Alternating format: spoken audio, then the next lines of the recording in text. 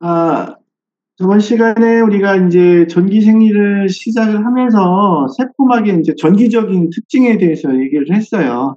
그래서 이어서 얘기하겠습니다. 오늘따라 이렇게 많은 결석이 있는지 모르겠네요. 무슨 일이 있나요? 뭐, 에타, 뭐, 이런데 문제 있어서 안 나오는 건가?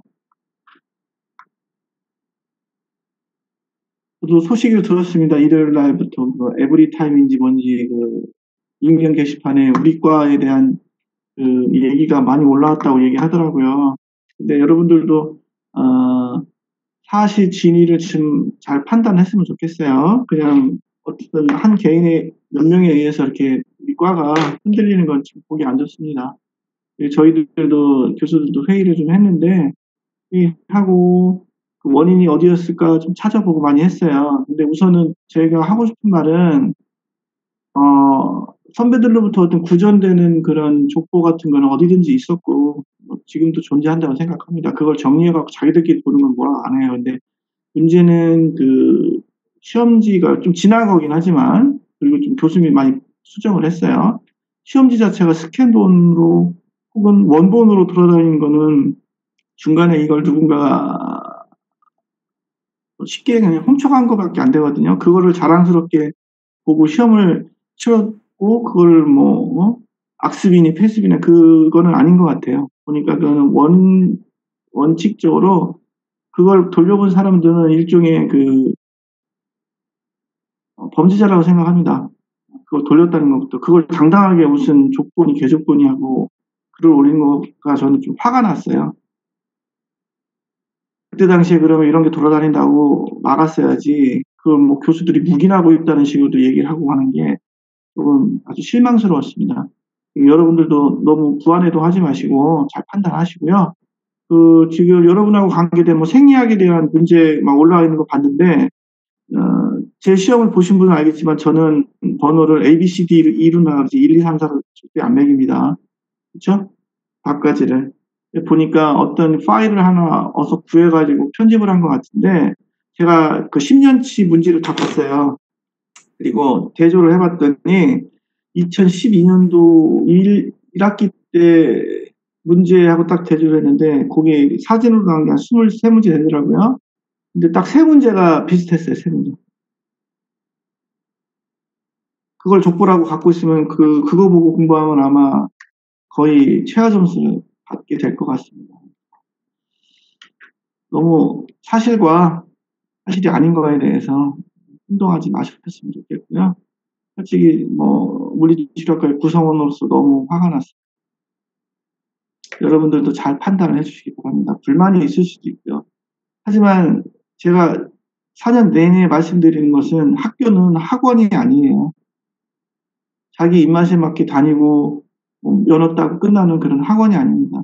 여러분들은 학교를 다니고 있는 거예요. 그러려면 어느 정도 책임감과 소속감을 갖고 내가 학과를 위해서 뭐도 해야 되고요. 학교나 학과에서는 여러분한테 뭔가를 해줄 수 있어야 됩니다. 그래서 저는 요 며칠 아주 그냥 붕뜬 기분? 한 15년 동안 여러분들하고 같이 생활했던 기분이 너무 뭐하러 살고 있나라는 생각이 들고 하여튼 좀 안 좋네요. 그래서 제가 원래 학과장님이 수업 시간에 이런 말 하지 말라고 그랬는데 여러분들 하나하나 분들한테 죄송스러운 일은 죄송스럽게 생각하고 얘기를 해야 돼 속이 좀 편할 것 같아서 말씀드립니다. 죄송합니다. 잔소리가 좀 길었어요. 하지만 꼭 말씀드리고 싶었습니다. 세포막의 특징, 우리가 전기생리를 이해하려면 우선 세포막의 구조에 대해서 잘 이해하셔야 된다고 그랬죠. 그래서 세포막은 리피드 바이 레이어라고 그랬어요. 인지질 이중층입니다. 그래서 머리 부분에 해당하는 부분은 물을 좋아하고 꼬리 부분에 해당하는 부분은 지질 성분을 좋아해요. 여러분들은 뭐 공식이 나올 텐데 그것까지 다 필요 없고 어떤 성분들이 세포막을 잘 통과하느냐 이론적인 배경을 조금만 알고 계시면 돼요. 또 법칙이나 이런 것도 나오고 계산식도 나오겠지만 그걸 다 일일이 외워서 우리가 계산할 필요는 없습니다. 그러다 보니까 세포막은 어떤 성격을 갖고 있었냐면 절연되는 성격을 갖고 있어요. 절연된 성격을 갖고 있기 때문에 어떤 특징을 갖고 있냐면 전하들이 쉽게 못 들어가요. 그리고 얘들이 담아놓을 수 있는 능력이 생겼어요. 그걸 우리가 캐패시턴스라고 얘기했고요. 단위는 페랏이라고 얘기를 했습니다. 그래서 캐패시턴스는 Q는 전하 양의 전하. Q를 거기 썼는데, Q는 쿨렁이라고 얘기합니다. 쿨렁. 그래서 전하는 보통 1 쿨렁은 우리가 전하 하나 계산하기는 너무 작기 때문에 얘를 뭉뚱그려서 그냥 앞으로 1 쿨렁을 하면 한 말이라고 생각하시면 돼요.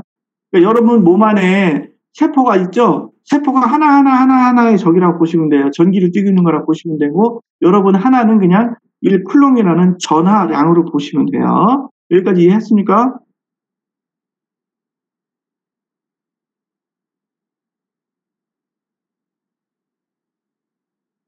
네. 그래서 제가 가끔 이제 표현할 때 전하를 표현하면서 그 하나의 전하를 여러분으로 표현할 수도 있습니다. 그렇죠? 그래서 이 축장 캐패시턴스는요, 담아놓을 수 있는 능력인데 밀어내는 볼테이지의 힘이 너무 세면 당연히 힘이 세기 때문에 얘들이 담아놓을 수 있는 능력이 적어져요. 그러니까 여러분들이 손으로 제가 세포막인데 뭔가를 이렇게 무게를 담을 건데 그 무게가 볼테이지라고 생각하시면 돼요. V, 에너지, 미는 힘이죠. 근데 여러분이 손 위에 차츰차츰 무거운 걸 올릴 거예요. 그럼 한 50kg, 60kg 되면 어때요? 버티기 힘들면 받을 수 있는 양이 없어지게 되죠.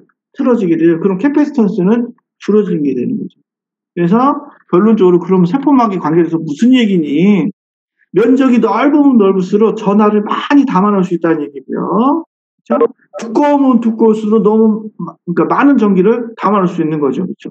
바구니가 크고 두꺼울수록 채지 않게 담아놓을 수 있다는 얘기. 이해했죠? 그래서 면적에 비례하고 캐패시턴스는 두께에 반비를 한다고 보시면 돼요. 그래서 세포막의 두께가 너무 두꺼워도 안 되고 적정하게 두꺼워야 전하들이 탈분극을 하면서 이동할 수가 있는 겁니다. 그리고 인테그랄 프로테인들이 이렇게 펌프, 캐리어, 채널의 형태로 들어가 있다는 걸 말씀드렸어요.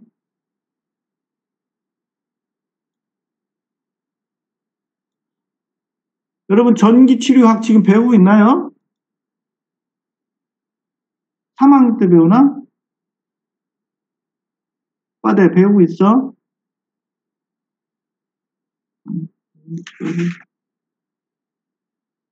물리적인 치료. 그러면 전기 개념에 대해서 많이 배웠을 거예요.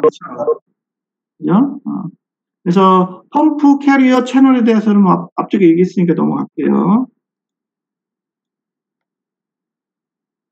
그럼 쿨렁 법칙이 뭐니? 이건 뭐냐면 두 전하의 사이에서 작용하는 힘을 얘기해요. 여러분들 몸 안에는 전해진 이온들이 있죠. 그게 다 뭐냐면 전기를 갖고 있는 애들이란 말이에요.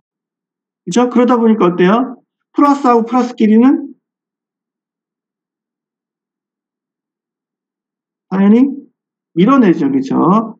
그 다음에 플러스 마이너스는 땡기겠죠. 그죠? 그 사이에 작용하는 힘이에요. 당연히 그러니까 전하들이 많으면 많을수록, 많이 모이면 모일수록 그 힘이 세지겠죠. 그죠? 서로 밀어내는 힘이 세고 땡기는 힘이 세질 거예요. 그리고 뭐 거리에서는 거리가 멀면 멀수록 미치는 영향이 작겠죠. 그렇죠? 그래서 여러분 뭐 전기장, 자기장이라고 배웠을 거예요. 전자기장. 그렇죠? 만약에 하나에 이렇게 전하가 있으면 얘가 미치는 범위가 있겠죠. 범위. 그죠? 전기장이라고 얘기를 할 수 있겠죠. 그죠? 그럼 전기장이 뭐 한 요 정도 돼요. 요 정도 돼요. 그러면 전하량이 늘어나면 늘어날수록 어떻게 써요? 전하량이 늘어나면 늘어날수록 전기장이 미치는 범위는 더 커지겠죠. 그쵸? 그쵸? 그런 식으로 쿨롱 법칙을 얘기하는 겁니다. 그 다음에 엡실론이라고 써있는 것은 유전상수를 얘기해요. 유전상수. 진공에서는 1, 지질에서는 2 정도 되고 물에서는 한 80 정도. 유전상수라는 것은 전기 상태를 얼마만큼 더 유지하고 있는 능력을 얘기합니다. 그래서 많이 유지하고 있다는 걸 볼 수 있죠, 그죠? 그리고 우리 몸도 물로 되어 있고요.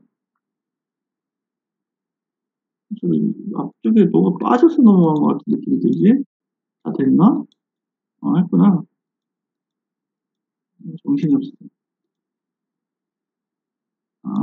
얘기했고요. 그 다음에 지금 하는 얘기는 이제 비전해질 이온하고 포함이 돼서 물질 이동했던 거 있잖아요. 그죠? 디퓨전, 그 다음에 오스모틱 프레스 했던 거니까 좀 빨리 넘어갈게요. 확산은 뭐 랜덤하게 움직인다고 얘기하고요. 그라디언트 크기에 따라서 컨센트레이션 그라디언트에 의해서 농도 차이에서 이제 확산이 일어날 건데 비전해질 이온들은 이렇지만 전해질 이온들은 두 가지를 생각해야 돼요. 일렉트로케미칼이에요. 일렉트로케미칼. 요 그라디언트라는 것은 뭐냐면 세포막이 있으면 만약에 세포 안에 포타슘이 많다고 그랬고요. 세포 바깥에 포타슘이 아주 적다고 그랬어요. 이랬을 때 일렉트로케미칼 그라디언트라는 건 뭐냐면 농도 차에 의해서 움직이는 건 케미칼이 되고요. 전기적인 힘에 움직이는 것은 일렉트로 그라디언트가 되는 거예요. 그러면 미리 말씀을 드렸지만 세포 내가 세포 바깥에 비해서 한 평균 마이너스 한 70mV 정도의 전위 차를 갖는다고 말씀드린 적이 있었죠, 그죠? 마이너스 90까지도 얘기하면 그냥 대충 70mV라고 얘기해요. mV 정도의 마이너스 상태를 갖고 있단 말이에요. 그러면 포타슘에 대해서 그라디언트가 어떻게 되는지 봅시다. 농도 차에 의해서는 어떤 방향으로 그라디언트가 형성되겠어요? 안팎 혹은 바깥에서 안으로, 안에서 바깥으로 생기겠죠, 그죠? 이렇게 농도 차이에서 이런 식으로 화살표가 만들어질 거예요, 그죠? 그러면 전기적인 거는 어떤 방향으로? 전기적인 거는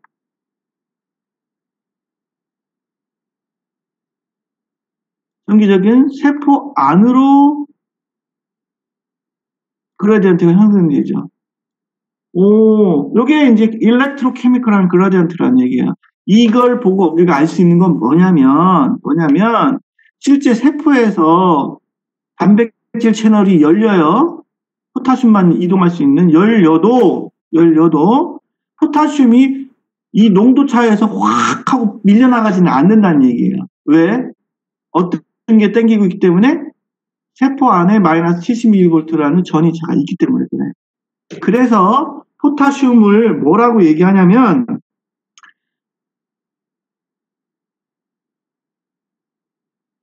멤브레인 포텐셜을 유지하는 데 제일 중요한 이온이라고 얘기를 해요. 오케이? 왜? 크게 변화가 없기 때문에 그래요. 크게 변화가. 하지만 반대로 소디움을 볼게요. 세포가 있고요. 소디움은 세포 바깥에 많죠. 그렇죠? 그리고 세포 안에는 아주 조금 있어요. 아주 조금 있어요. 다 쓰기가 좀 그러네. 이럴 때 케미컬한 그라디언트는 어디로 향하게 되어 있죠? 세포 안으로 이동, 당연하죠. 농도 차에서. 그리고 세포 내가 마이너스 70이라는 건 똑같죠. 잔머리 좀 굴려했더니 안 되네. 여기가 마이너스 70인 건 똑같아요. 만약에 똑같은 거에서 마이너스 70mV. 그러면 케미컬한 거는 안으로 들어가지만 전기적인 힘도 어디로 들어가요? 안팎. 세포 안으로 이루어지죠. 그죠? 이 얘기는 뭐예요? 모든 일렉트로케미컬한 그라디언트가 소디움에 대해서는 다 안으로 들어가기 때문에 소디움 채널이 열렸어. 그러면 어떻게 돼요? 얘들은 엄청난 양으로 밀려 들어가는 거예요. 그래서 소디움이 탈분구, 디폴라리제이션하고 액션 포텐셜을 만드는데 시작에 제일 중요한 역할을 하는 게 소디움이에요. 포타슘은 안정 상태를 유지하는데 중요합니다. 여기까지 이해했죠?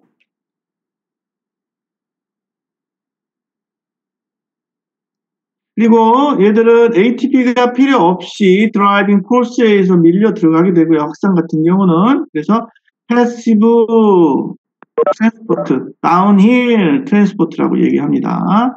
반대로 액티브한 트랜스포트는 어필, ATP가 필요하다고 하지요.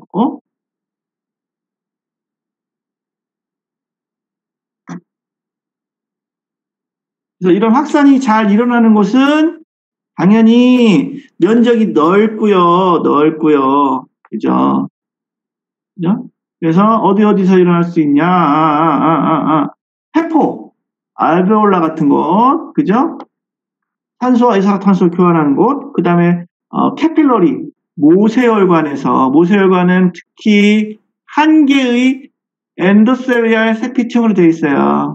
그래서 모세혈관에서 이렇게 세포까지 이 거리가 당연히 짧겠죠. 이게 길면 더 오래 걸리고 얇은 막으로 되어 있죠. 그러니까 여기서 확산이 잘 일어날 수 있습니다. 그래서 플라즈마에서 인터스티셜 플루이드에서 인트라셀룰러 플루이드까지 가는 과정을 우리가 얘기를 했었어요. 그래서 ECF 안에서도 플라즈마하고 인터스티셜 플루이드까지 가는, 여기서는 이제 우리가 정수압에 의해서 앞쪽에서는 얘기한다고 했었죠. 그죠? 정수압이 뭐보다 세요? 하이드로스틱 프레셔가 뭐보다 세요? 오스모틱 프레셔. 그죠? 삼투압보다 세기 때문에 이쪽으로 밀려 나온다고 했고, 그죠? 베뉴울이라는 쪽, 새 정맥에서는 삼투압이 뭐보다 하이드로스틱 프레셔보다 세기 때문에 회수가 된다고 얘기했죠. 그래서, 전체적으로 혈장에서부터 세포까지 물질 이동하고 나오는 걸 정리를 했었어요. 그걸 스타링의 가설이라고 얘기했고, 그 주변에는 또 뭐가 존재해? 림프가 존재해서 회수되지 못한 애들을 얘가 마지막까지 회수를 해서 결국 플라즈마에서 나간 거를 전체적으로 다 베뉴울로 회복시키는 원리를 갖다가 우리가 배웠고요. 지금 이제 할 거는 뭐냐면 이 세포하고 인터스티셜 플루이드 사이에서 전해질 이온들이 이동해서 전기적인 어떤 신호를 만들고 전달하는 방법에 대해 집중을 할 겁니다.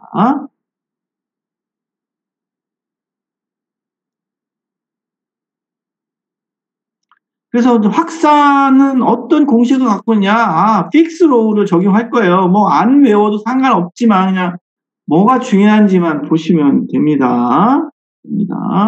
보니까 델타 볼륨을 델타 시간이죠. 시간 차이로 나눴어요. 그래서 dv 나누기 dt로 됩니다. dv 볼륨을 시간으로. 그래서 결론 이건 뭐냐? 볼륨의 시간은 뭐냐? 볼륨이 크면 클수록 뭐가 커져요? 농도가 많으면 진할수록 뭐가 커져요? 확산 속도는 커져야 작아져요?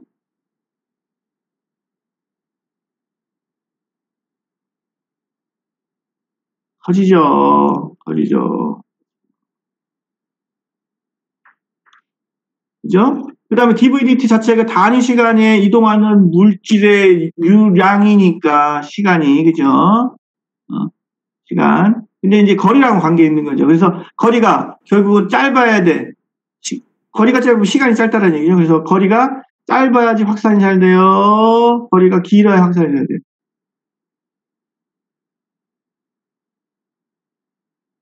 짧아야 되죠. 그러니까 다들 어때요? 모세혈관에 있는 한 층의 세포에서 이동이 일어나는 겁니다. 그래서 결국은 우리가 알아야 될 것들은 뭘 알아야 되니? 뭐 확산 계수 이런 거 몰라도 돼요. 그래서 여기에 필요한 확산계소 D가 있다면 결국은 분자의 크기, 용액의 점성도에 따라서 확산 속도가 달라진다는 거야. 그렇죠? 그래서 일반적인 분자의 크기가 클수록 점성이 증가하여 D가 작아진다라고 얘기하고요. 그다음에 표면적이 넓어야 확산이 잘 돼. 그래서 모세혈관, 세포, 소장에서 물질이 이동하는 거, 신장에서 상피세포들 이런 것들은 표면적이 넓기 때문에 거리가 짧기 때문에 확산이 잘 되는 겁니다. 그래서 거리도 마찬가지예요. 거리 시간 제곱에 비례한다는 것은 2배의 거리를 이동하는 4배의 시간이 걸린다는 겁니다. 10 마이크로미터는 56.6ms가 걸린다면 10cm는 53일이나 걸린다는 거예요. 그러니까 만약에 이게 10cm 되는 소장, 이게 육모랑 뭐 세포랑 거리가 그렇게 되면 소화되는데 53일이 걸려요. 좋긴 하겠네. 한 번 먹고 53일 동안 안 먹어도 되잖아요. 그렇죠? 그래서 결론은 면적이 넓고 농도가 진하고 확산거리는 짧아야 뭐가 잘 일어난다고? 확산이 잘 된다는 겁니다. 그건 일반적인 확산에 대한 얘기고 아주 정기적인 얘기는 안 나왔어요. 그래서 용질의 분자도 크기가 작아야 되고 매질도 점성이 작아야 돼. 끈끈하면 안 된다는 얘기죠. 오케이? 어떻게 돼야 확산이 잘 된다고? 분자의 크기가 작아야 되고 그 다음에 용질, 매질의 점성이 작아야 되죠. 그렇죠? 확산거리도 짧아야 되고 면적은 커야 됩니다. 그렇게 구분하시면 될 것 같아요. 그래서 요거를 원래 이렇게 뭐 계산하고 하는데 그거까지 할 필요는 없어요. 이건 비전해질입니다. 비전해질. 결론만 기억해 주시면 돼요. 그런데 이런 확산이 일어나는데 중요한 거는요. 중요한 거는 세포막을 어떻게 통과하느냐예요. 세포막. 그래서 지금 요게 세포막 같아. 그다음에 세포 안의 농도예요. 그다음에 여기 M으로 된 게 세포 안 농도를 얘기하는 겁니다.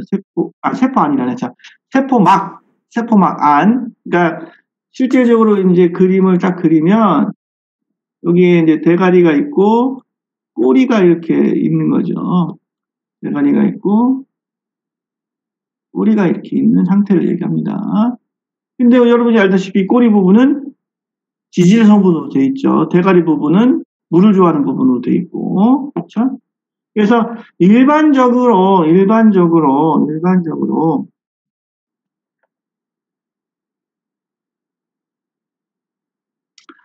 세포 막 안의 농도 말고 세포 바깥에와 세포 안의 농도차로서 이렇게 확산이 일어난다면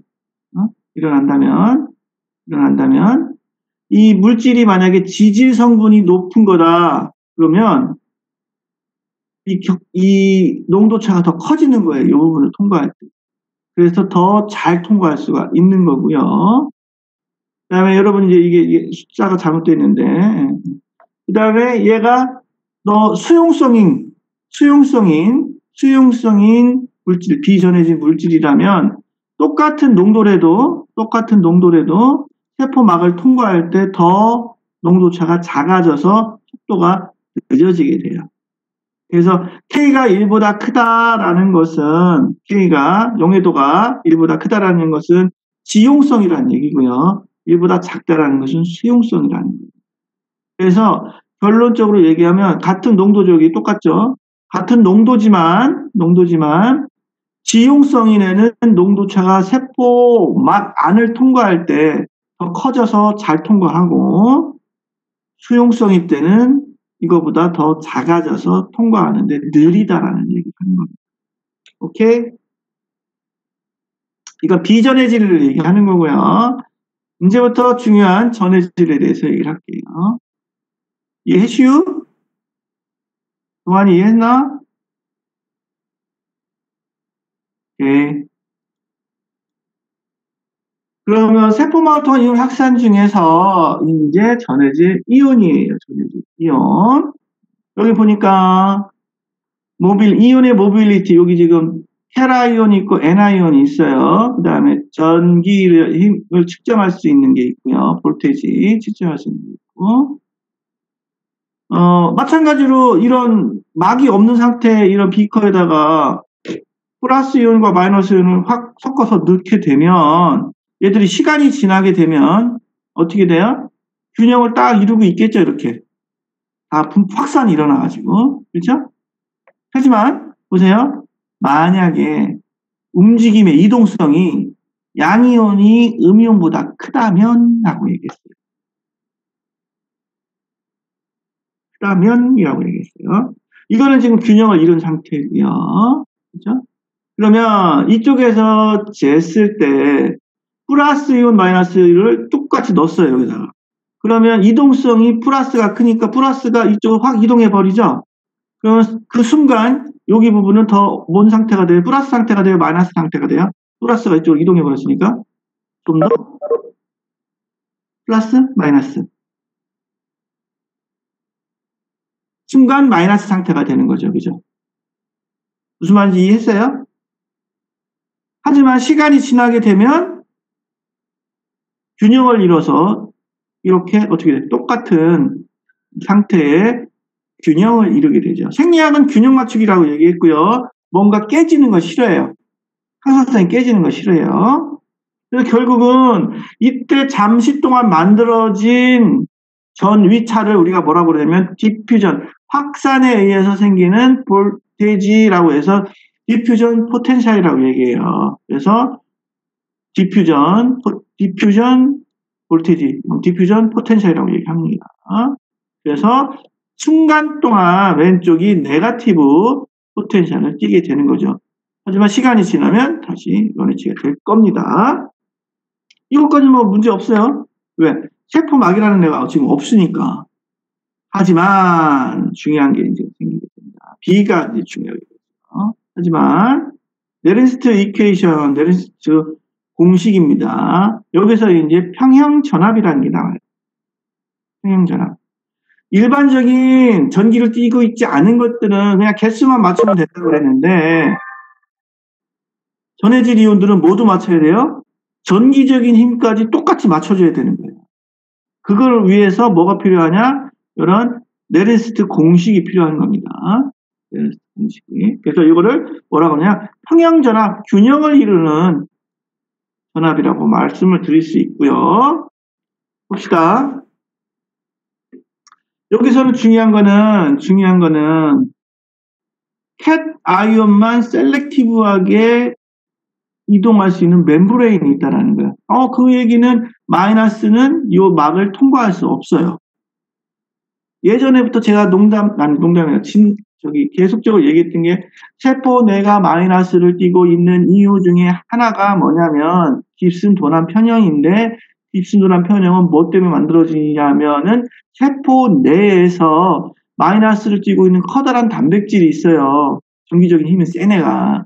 걔들이 세포막을 통과할 수 없어서 이온들의 재배치가 일어나는 게 깁슨 도난 편형이에요. 그러다 보니까 세포 내가 더 마이너스 상태를 띠게 된다고 얘기했고요.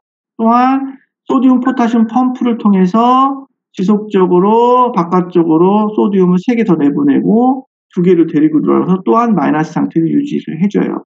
그게 소디움 포타슘 펌프가 없게 되면 결론적으로 세포 내가 삼투압 농도가 커져가지고 나중에는 터져버려요. 사실상 지금 우리는 세포가 터지지 않고 있죠. 왜? 계속적으로 소디움 포타슘 펌프를 돌려서 더블 깁슨 도난 평형을 유지하기 때문에 그렇습니다. 깁슨 도난 평형은 동물 세포에서는요, 이론적인 거고 실제로 그렇게 되면 안 돼요. 그럼 터져서 죽어버려요. 무슨 말인지 이해하셨으면 좋겠어요. 그래서 마이너스를 띄고 있는 그러니까 마이너스 띄고 있는 전해질 이온이 이 막을 통과 못하는 거예요. 그리고 오롯이 통과할 수 있는 것은 플러스 이온만 통과하는 거죠. 만약에 마이너스 이온이 없고 플러스 이온만 있으면 여기다가 플러스 이온을 넣었어요. 10개를 넣었어요. 그럼 어떻게 되겠어요? 각각 이 막을 통과해서 5개 분리가 되겠죠? 오케이?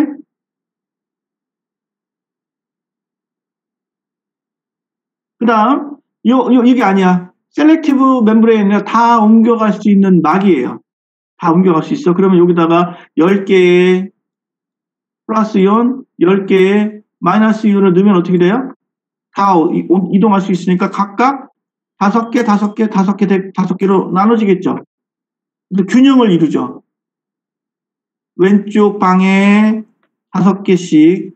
그러니까 전기적으로 제로가 되죠. 그 다음에 이쪽 방, 오른쪽 방에 정기적으로 5개씩 제로가 상태가 되죠. 세포, 우리 몸도 똑같아요. 세포 바깥에 있는 이온들, 플러스 마이너스 이온들의 총합은 빵입니다. 그리고 세포 안에 있는 전해질 이온들의 전기적인 힘을 합치면 빵이에요. 웃기죠? 그럼 빵빵이면 빵빵이 돼야 되는데 실질적으로는 세포 내가 더 마이너스 70mV 정도의 마이너스 상태를 유지하게 되어 있어요. 그게 뭘까? 뭔가 전기적인 차이를 만들게 해주죠. 여러분 이제 전기 치료학 시간에 배웠는지 모르겠지만,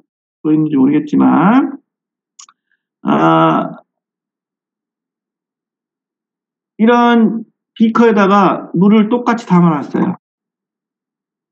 물을 우리가 전하라고 보시면 됩니다. 물을 전하라고 보시면 똑같이 봤어요. 그 다음에 옆으로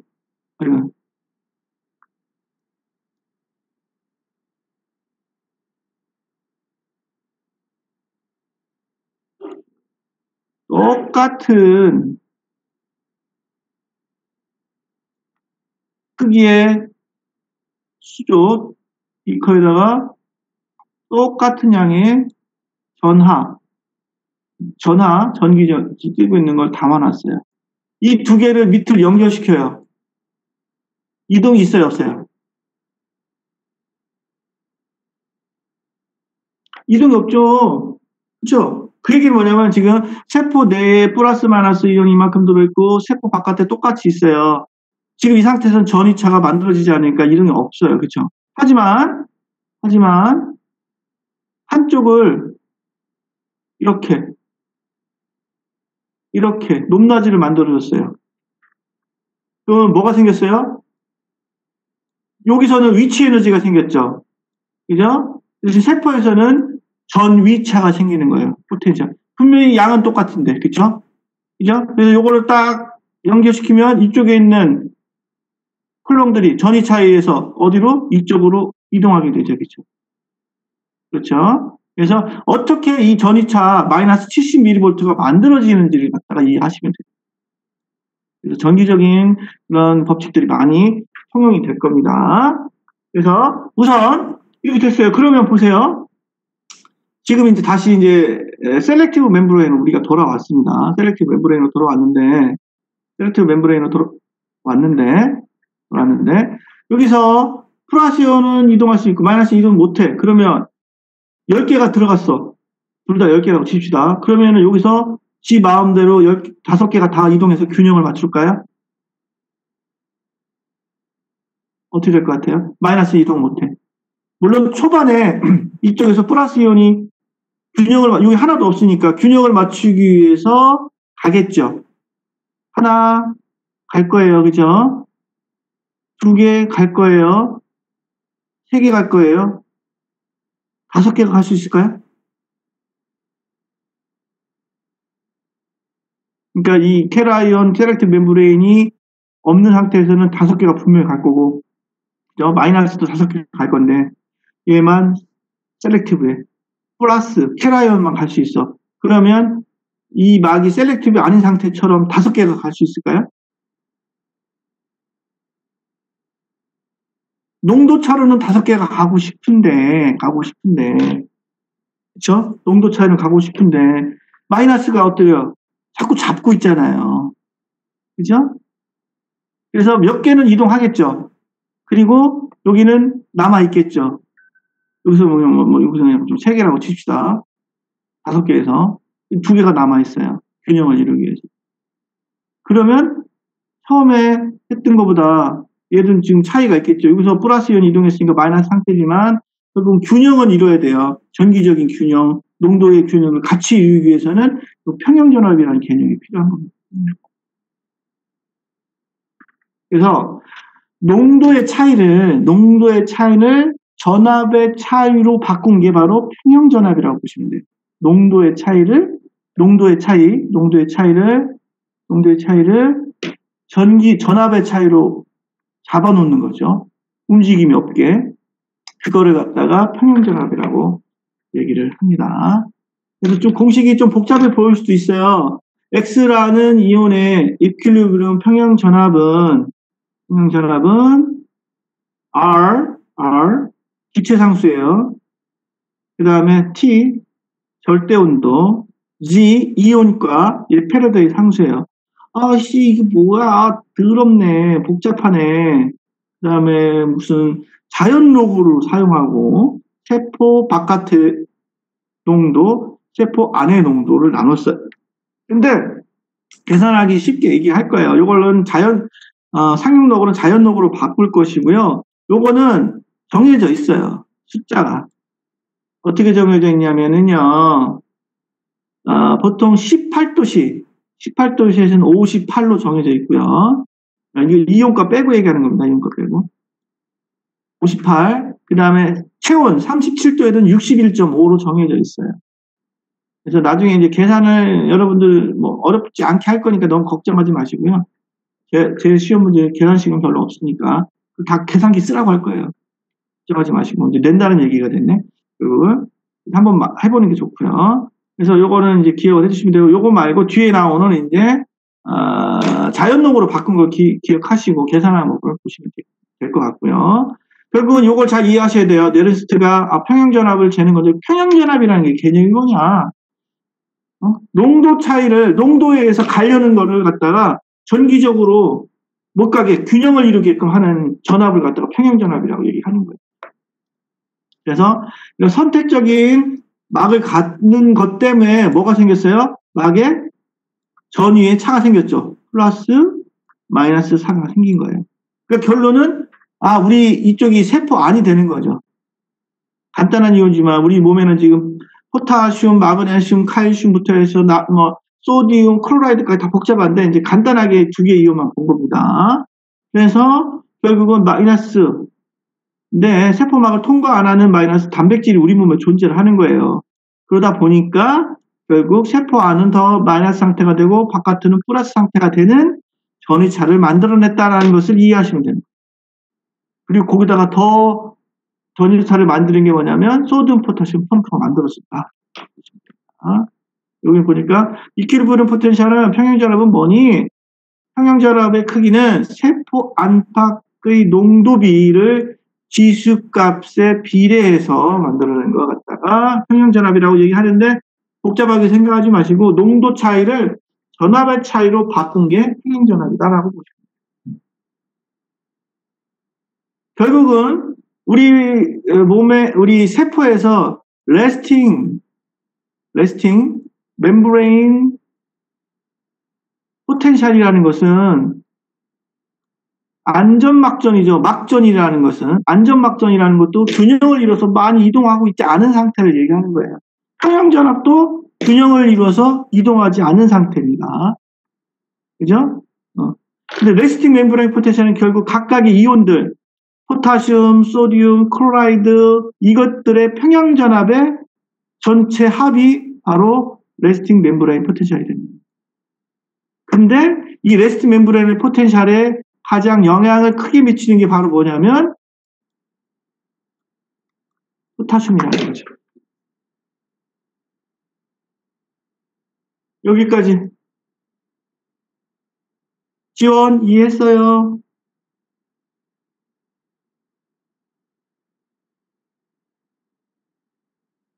오케이. 다리언 이해했나?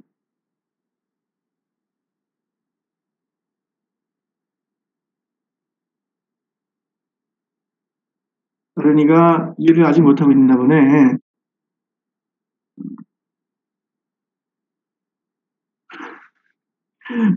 근육 이해했어?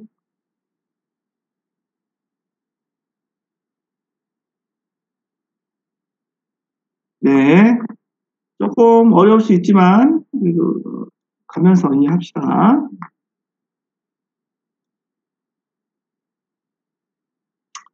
그래서 이퀴리브리움 포텐셜은요, 예, 당연히 세포 내외에 농도가 이렇게 정해져 있으면 값을 구할 수가 있어요. 여러분들 지금 핸드폰을 딱 꺼내 주시고요.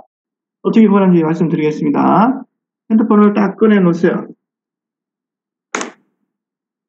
핸드폰을. 그리고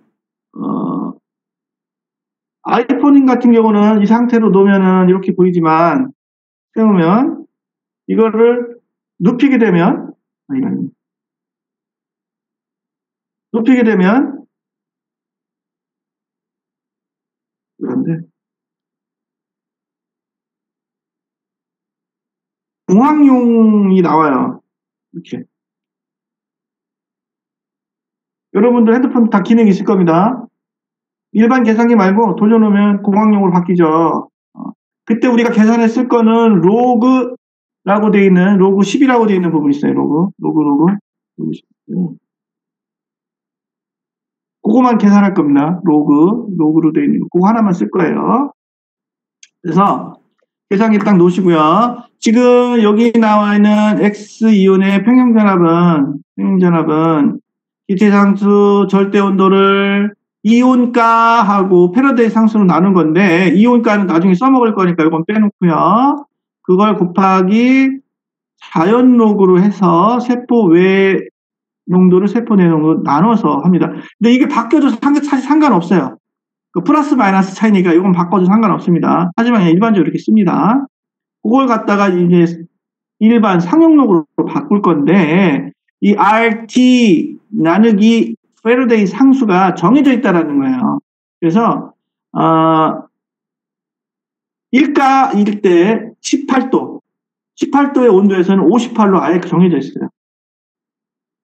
그리고 1가, 2가 같은 경우 여기 이온가라고 했는데 1가는 다 이게 1가죠. 1가죠. 2가는 왜밖에 없어요. 칼슘밖에, 마그네슘하고.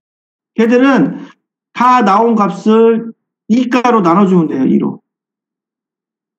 나눠주면 결론이 납니다. 그리고 37도일 때, 체온일 때, 그 다음에 1가 이온일 때는 여기 정해져 있다. 뭘로? 61.5로 정해져 있다. 58, 60.5. 그럼 여러분들 어떻게 되냐? 한번 요거는 지금 이쪽에 나온 거는 37도로 계산한 값입니다. 그러면 대략적 어떻게 나오는지 한번 봅시다. 우선 우리가 소디움을 세포 바깥에 마는 거죠. 소디움의 평형 전압을 한번 구해 볼게요. 어떻게 하냐? 우선 제가 하나하나 따라하세요. 다 열어놨나요? 응? 열어놨어? 네네. 145 나누기 소디움 하는 거예요. 15 하세요. 15는까지 하세요. 15는 그럼 9.66666666 나와요. 그걸 갖다가 로그를 취해주세요. 로그. 그러면 0.985가 나올 거예요. 쭈루루루루. 그쵸? 거기다가 곱하기 37도니까 얼마를 해요? 61.5를 해주세요. 그러면 60.59 어쩌고 나올 거예요. 그죠? 거의 비슷하게 나오죠? 했죠? 나왔어요? 나온 사람?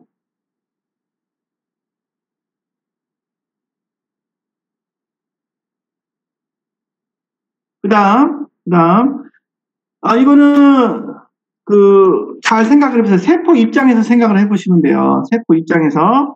세포 바깥에, 이게 플러스 마이너스를 여러분 생각 안 해도 된다는 얘기가 뭐냐면, 제가 세포 바깥에서 농도차에서 세포 안으로 들어올 거예요. 근데, 세포 입장에서 이런 거 깨지는 게 싫어해요. 깨지는 걸 싫어해. 그러면 플러스 이온들이 바깥에서 많이 막 밀려 들어오려고 해. 그럼 세포 안을 어떤 상태로 만들어주는 게 좋아요? 플러스 상태로 만들어주는 게 얘들이 들어오는 거를 막을 수 있겠어요? 마이너스 상태로 만드는 게 들어오는 걸 막을 수 있겠어요?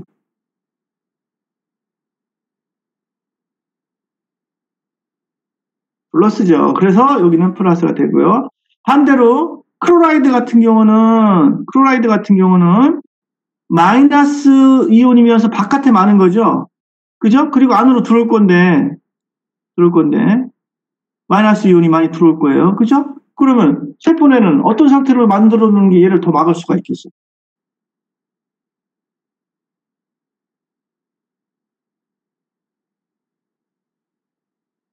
당연히 마이너스죠.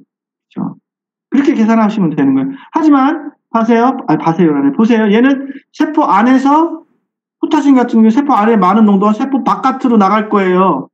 농도 차이에서. 그럼 평형전압을 만들려면 어떻게 해야 돼? 균형을 이루려면 세포 내를 플러스로 상태로 하는 게 좋아요? 마이너스 상태로 하는 게 좋아요? 플러스 이온이 바깥으로 나가려니까 얘는 세포 안을 뭐로 해주면 좋아요? 당연히 마이너스로 하는 게 좋아요. 그쵸? 오케이, 땡큐. 그죠? 그 다음, 됐고요. 여기까지 이해했으면 다 하신 거예요. 그러면 계산을 하나씩 더 해보세요. 그러면 클로라이드 같은 경우는 제가 지금 순서대로 하면 클로라이드 같은 경우는 100을 나누기 5는 20이 나오죠. 요걸 다시 로그를 취했어요. 그럼 1.3이 나올 겁니다. 그걸 곱하기 37도의 온도일 대로 하면 61.5를 해주면 80점 쭉쭉쭉 나오죠. 한데 얘를 플러스를 만들어야 돼, 마이너스를 만들어야 돼 할 때 생각하는 건 뭐? 얘는 마이너스 이온들이 안으로 기어들어오는 걸 막아야 되기 때문에 평형전압은 마이너스 상태가 돼야 돼. 오케이? 그럼 이번에는 칼슘이에요. 칼슘은 세포 바깥에 원래도 적긴 한데 세포 바깥에 많고요. 세포 안에 거의 없습니다. 그러면 마찬가지로 1.8 나누기 0.0001은 하면 18,000이 나오네. 이걸 갖다가 로그를 취했어요. 그럼 4.25가 나옵니다. 그리고 곱하기 얼마를 해요? 37도니까 61.5를 해요. 그러면 261이 나오는데 뭐야? 칼슘 틀렸네. 261이 나와야 되는데 그쵸? 플러스 261이 나와야 되는데 뭘 빼놨어요? 우리가 나누기 2를 빼놨죠. 지온이. 그렇지. 뭐라 그랬어요? 이온가로. 이가는 경우는 나눠주라고 그랬어요. 나누기 2를 하시면 130이 나올 겁니다. 평형전압. 이렇게 했어요. 평형전압은 뭐니? 농도 차에서 밀려 들어오는 애들을 균형을 맞추기 위해서 전기적으로 밀어내는 힘이야. 그게 결국은 균형을 이루는 거죠. 평형을. 그래서 지금 세포 내외에 있는 요것들을 퉁치면 결국 마이너스 한 90mV 정도의 마이너스 90mV 정도의 레스팅 멤브레인 포텐셜이 만들어지는 거예요. 평형전압이 이 상태구나. 지금 그러니까 평형전압을 만든 상태에서 우리가 세포 내의 마이너스 상태를 유지를 하고 있는 거예요. 그래서 이게 깨지면서 이제 탈분구 디폴라리제이션이 생기고 액시 포텐셜이 만들어낼 수 있는 기본 바탕을 만들어낸 겁니다. 여기까지 평형전압을 얘기했고요. 봅시다. 지금 여러분들 잘 구분해 줘야 될 게 있어요. 지금 포텐셜에 대해서 얘기가 겁나 적응식에서 G는 플러스 마이너스 말하는 게 이온가입니다. 이온가. 그러니까 칼슘은 E가 두 개로 나눠야 돼. 마그네슘도 E가. 나중에 마그네슘을 계산하면 그대로 해놓고 2로 나눠주면 되는 거예요. 이게 뭐 하려고 했지? 지금 포텐셜이라는 게 계속 나올 거예요. 그래서 지금 여러분이 나온 포텐셜 중에 디퓨전 포텐셜 이해했죠? 확산할 때, 그 다음에 이퀄리브리엄 포텐셜 이해했죠? 그죠? 그 다음에 뭘 얘기했어요? 그 다음에 레스팅 멤브레인 포텐셜 어떤 건지 이해했죠? 포텐셜의 종류가 좀 다 이거야. 그 다음에 나중에 또 뭐가 나오는 거야? 시냅틱 포텐셜이라는 게 나올 거예요. 시냅스에서 일어나는 전이 시냅스. 이 중에서 레스팅 멤브레인 포텐셜 이동이 거의 없는 상태, 그 다음에 이퀄리브리움 포텐셜도 이동이 거의 없는 상태. 이렇게 좀 구분을 하시면 되고, 나중에 액션 포텐셜은 또 다르죠. 그래서 좀 여러 가지 포텐셜을 여러분 정리를 해놓고 있어야 돼요. 그러면 실제적으로 비전해지는 이온들이 세포막을 통해서 드라이빙 포스를 갖고 이동을 해야 되는데, 그때 필요한 거를 뭐라고 하나? 일렉트로모티브 포스라고 해요. EMF라고 얘기해요. 얘는 단위가 볼티지인데 우리가 흔히 아는 볼트랑 똑같아요. 근데 두 개의 차이가 있죠. 어떤 차이가 있을까? 볼테지의 볼트와 EMF, 기전력의 볼트.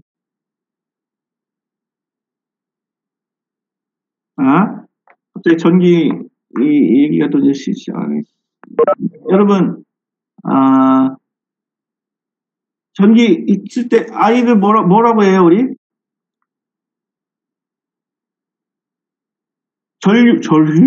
전류라고 그랬죠, 전류. 전류는 단위가 뭐예요? 암페어를 쓰죠, 암페어. 그죠?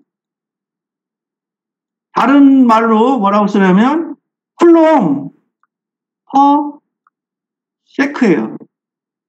초당 이동한 전하량, 전하의 크기예요. 개수예요, 개수. 개수니까 얘는 뭘 세는 거야? 에너지의 크기를 뭘로 계산한 거예요? 개수니까 질적인 거야, 양적인 거야? 양적인 거예요. 그리고 이제 오음의 법칙 있지. I는 R분의 VIR 이런 거 있었잖아. 그건 꼭 필요한 거고요. 그래서 결국은, 초당 몇 개의 쿨롱이 지나다니는 게 결국은 전류가 돼요. 그러니까 여러분, 우리 학교에 왔지만 그 보건과학대학 입구에 사람들이 밀려 들어오잖아요. 그죠? 그죠? 여러분들이 전하라고 치면, 여러분들이 사람 하나는 전하라고, C라고 치면, 1초 동안 우리 정문을 몇 마리가, 미안해. 전하니까 몇 마리라 합시다. 몇 명이 지나갔느냐. 그게 전류의 양이에요. 그렇죠? 결국은 이거는 어떻게 우리가 그 세포막에서 얘기할 거냐면, 문을 통과하는, 정문을 통과하는 거예요. 결국 단백질 채널을 이동하는 전하의 양을 갖다가 전류로 표현할 겁니다. 하지만 볼테지는 뭐예요? 전압은 뭐예요? 전압은 당연히 볼테지로 할 거고요. 단위를. 그 다음에 같이 쓰이는 말이 있어요. 볼테지는 질적인 거예요? 양적인 거예요?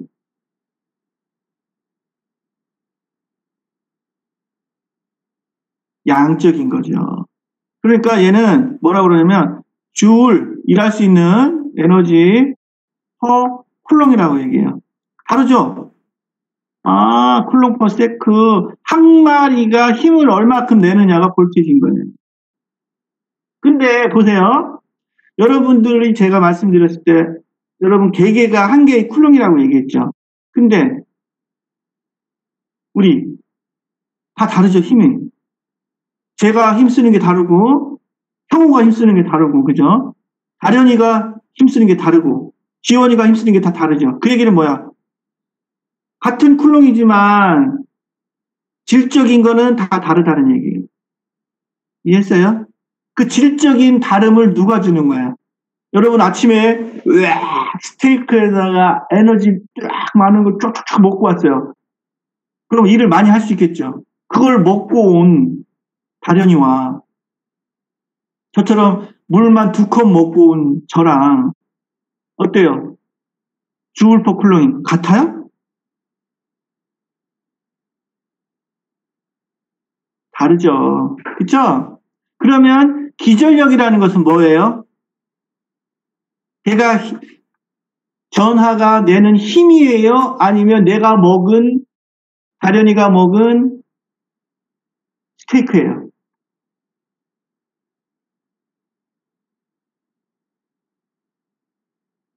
힘? EMF는요, 내는 힘이니까 먹는 걸로 이해하시면 돼요. 그러니까 전지에서는 뭐예요? 전지에서는 볼테이지로 밀려 나올 건데, 거기에 안에서는 뭐야? 화학 반응이죠? 그 안에 들어가 있는 전해질들의 화학 반응이 EMF가 되는 거고, 거기서 실질적으로 나오는 건 이제 볼테이지가 나오는 거예요. 약간 헷갈릴 수도 있어요. 그죠? 그러니까 제가 아까 보니까, 두 개의 비커를 위아래로 이렇게 넣어놨잖아요. 그쵸? 그죠? 그죠? 그래서 요 전이차를 만들어주는 게 뭐냐, 이거예요. 그러려면 여기서 위쪽으로 물을 펌프로 올려줘야 될 거 아니야. 펌프로 올려주는 게 EMF가 되는 거고, EMF로 만들어진 전이차를 갖고 떨어지게 되면 그게 뭐가 돼요? 전압이 되는 거예요. 그렇지. 기전력이 전압을 만들어내는 거죠. 주사기에다가 물을 채워놨어요. 그쵸? 그럼 제가 밀게 되면 물방울들, 즉 전류들이 앞으로 전하들이 푸르르 튀어나가겠죠. 그죠? 그때 이제 밀어내는 힘이 EMF가 되는 거예요. 그래서 EMF가 결국 전압을 만들어내는 게 맞다는 거죠. 약간의 차이는 있을 수 있지만 그걸 이해하시면 됩니다. 그러면 그 기전력이라는 거, 세포막의 단백질을 통과해서 전하들이 이동하는 힘은 어떻게 구할 수 있느냐? 막전이에요, 막전이. 멤브레인의 볼테이지 빼기 그 이온의 평형전압을 하시면 얼마만큼의 힘으로 빠져나가는지를 알 수 있어요. 그래서 예를 들어서, 시간이 왜 이렇게 빨리 가? 예를 들어서 지금 딱 보세요. 세포 바깥에 포타슘이니까 4mm몰, 세포 안에 150mm몰로 구성되어 있는 세포 내외에 차가 있고요. 그 다음에 이 세포는 마이너스 90mV의 안정막전을 갖고 있으면 EMF, 이온의 확산은 결국 EMF죠. EMF를 우리가 구할 수가 있죠. 뭘 구하면 돼요? 얘 평형전압을 구하면 되죠. 그럼 구해보십시다. 평형전압. 평형전압은 딱 열고 해보세요. 4 나누기 150은 거기다가 로고 취하시고 그 다음에 곱하기 61.5를 하면 이거 61.5는 58로 해야 되겠다. 58 상관없지만 58로 해도 상관없고 58로 하면 숫자가 좀 달라질 거예요. 하지만 우리는 58로 합시다. 61.5로 하지 말고 58로 한번 해봅시다. 그래서 하면 4 나누기 50은 이거에다가 로치하고 곱하기 58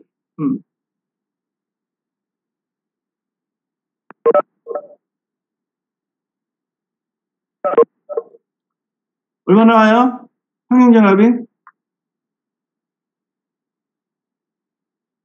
98 하든지 뭐 61.5로 해도 상관없어요. 61.5로 했을 때는 얼마 나와요? 58로 했을 때는 얼마 나오고? 답이 없어.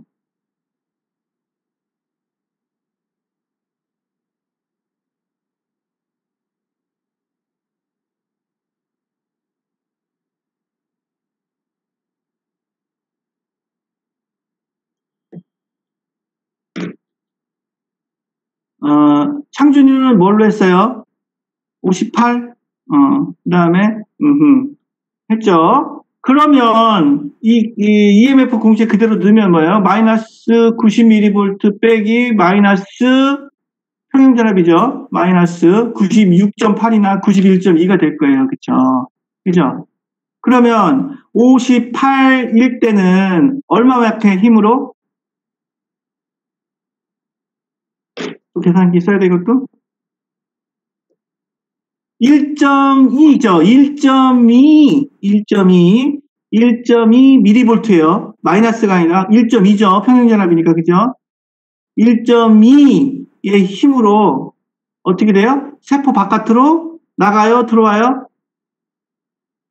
정확하게 하면 1.2 mV가 되길 거예요. 만약에 58로 했으면 1.2 미리 볼트의 기전력을 가지고 세포 안에서 바깥으로 포타슘 이온이 이동한다 라고 하시면 돼요. 만약에 61.5로 했어요. 그러면은 마이너스 96.8이면 6.8이 될 거예요. 플러스 6.8. 그럴 때는 뭐라고 얘기해요? 플러스 6.8 미리 볼트까지 얘기해야 돼. 미리 볼트의 힘으로 세포 안에서 세포 바깥으로 누가 포타슘이 이동한다. 확산된다. 라고 얘기하면 맞는 거예요. 오케이? 그게 기술력입니다.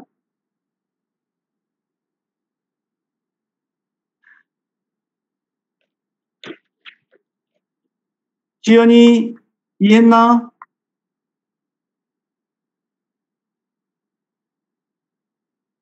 네. 그러면 잘 이해하신 걸로 알고 다음으로 넘어갈게요. 전도도, 기전력, 아까 캐패시턴스, 기전력, 이 전기적인 용어가 좀 나올 거예요. 전도도는 컨덕턴스라고 얘기해요. 컨덕턴스. 전도도는 말 그대로 잘 흐르는 거를 얘기합니다. 그래서 Gman이라는 단어를 쓰는데 얘는 저항에 반비례해요. 저항은 전류가 잘 흐르는 거야? 흐르지 않는 거야? 흐르지 않는 걸 얘기하죠. 그죠? 흐르지 않는 거. 그러니까 얘는 잘 흐르는 거니까 R분의 1로 표현할 수가 있습니다. 우리가 오hm 법칙에서 V는 IR이라고 얘기했고 I는 뭐예요? 전류는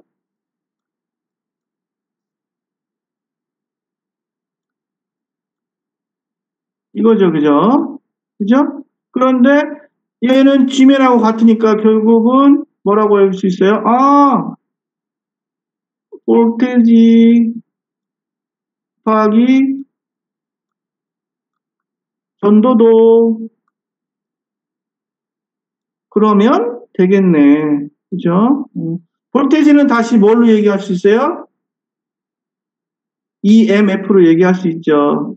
이제 앞전에 얘기했던 거. 그러니까 얘는 다시 이 공식을 그대로 가져오면 돼요.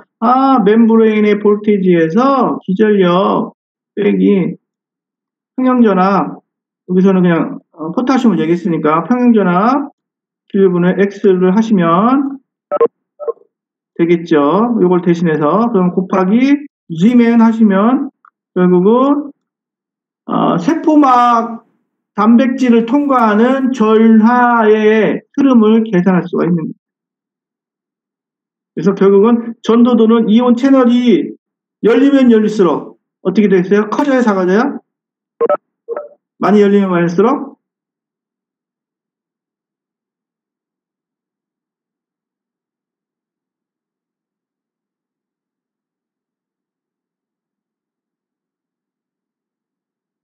커지죠. 어렵네. 그래서 포타슘 이온의 전류량은 결국 이온 채널이 얼마만큼 많이 열리느냐예요. 이에 해당하는 게. 그러다 보니까 G맨이라는 게 나왔고 컨덕턴스, 그 다음에 볼테지는 이렇게 EMF 전압은 이걸로 구할 수가 있었습니다. 왜 G가 되는 거는 여기서 이제 설명을 했어요. V는 IR 그래서 I는 R분의 V에서 얘기했죠. G가 되고 볼테지는 EMF랑 같다.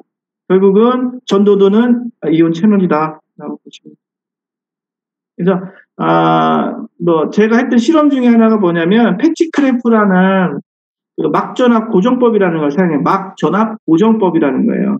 그 얘기는 뭐냐면 이거를 내 맘대로 조정하는 거예요. 기계적으로. 그래서 얘를 1로 만들어 버려요. 그러면 결국은 이것만 구하면 결국은 이온 채널을 통해서 포타슘 이온이 얼마만큼 이동한 거를 구할 수가 있는 거죠. 얘를 빼버리면. 그래서 막전압 고정법은 얘를 고정시키는 거예요. 말 그대로.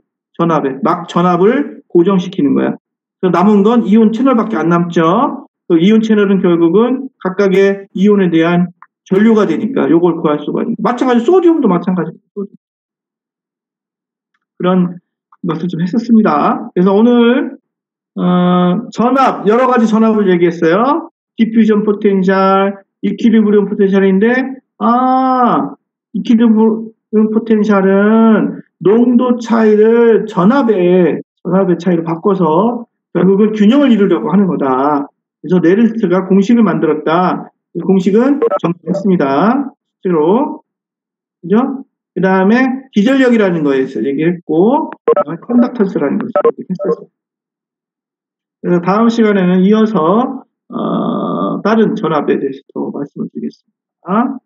출석 안 하신 분들 다시 할 테니까 기다렸다가 출석 확인하시고 오늘은 마무리하겠습니다. 오늘 저쪽에 제가 얘기를 좀 많이 했는데 여러분들 좀 잘 판단하시고 결국 저희랑